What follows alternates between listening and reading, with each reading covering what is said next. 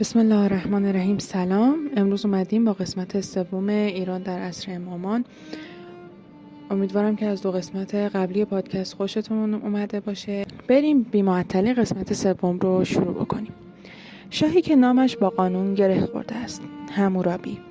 اگر ژاک دو مورگان، باستانشناس فرانسوی، در حدود سال 1901 یعنی 1280 خورشیدی ستون قانون حمورابی را در حفاری‌های شوش نمی‌یافت، نام ششمین شاه بابل اینگونه جهانی نمی‌شد. حمورابی حدود 43 سال بر بابل، نماد تمدن میانرودان، حکومت کرد. نیمه اول حکومتش در آرامش گذشت. در نیمه دوم موفق شد بر ایلام و ماری پیروز شود و بر شمال تا جنوب میانرودان حکم براند. او دستور داد تا 282 ماده قانون را به خط میخی در 49 ستون عمودی بر سنگی از جنس بازالت سیاه به طول 2 متر و 25 و عرض 60 سانتی متر حک کنند. حمورابی از نخستین حاکمان فلات ایران بود که با متمرکز کردن قدرت در دست شاه و تدوین قوانین مختلف ساختار اداری حکومتداری را سامان داد. قوانین او بعدها الگوی قانونگذاری دیگر حاکمان شد. او در 1750 پیش از میلاد درگذشت. حدود 1200 سال بعد در سال 539 پیش از میلاد کوروش هخامنشی بابل را فتح و حکومتش را برانداخت و این سرزمین را به قلمرو هخامنشیان افزود. آیین زرتشت، پیامبری از بلخ. آیین زرتشت تنها دین باستانی ایران است که تا عصر حاضر مانده و همچنان پیرو دارد.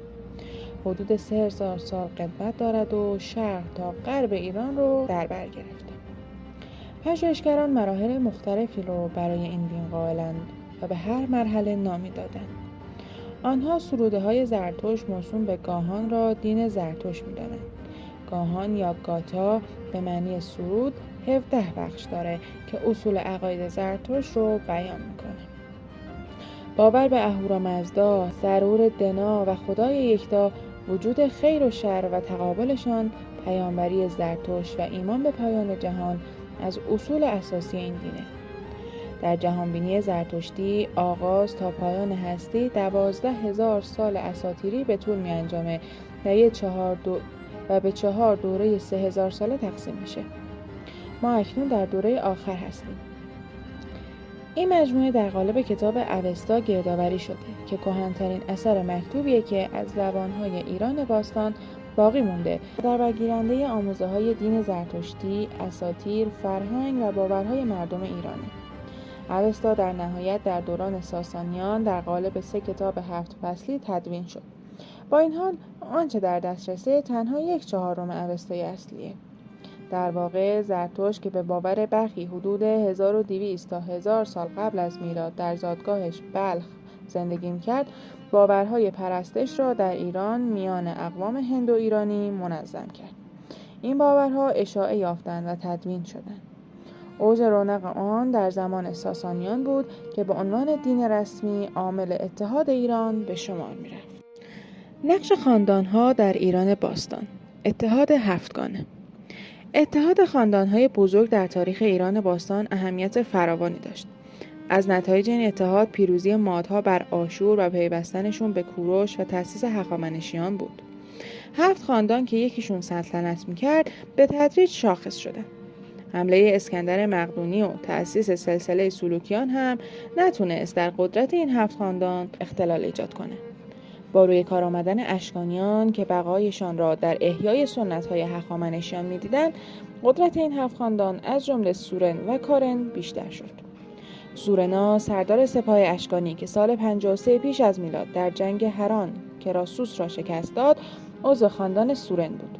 ساسانیان پس از برانداختن اشکانیان ساختار 7 خاندان کهن را که هر کدام بر بخشی از ایران تسلط داشتند حفظ کردند. سران 6 خاندان می توانستند تاج بر سر بگذارند، اما تاجشان می بایست از شاه ساسانی کوچکتر می بود. اولین خاندان ساسانیان و خاستگاهشان فارس بود.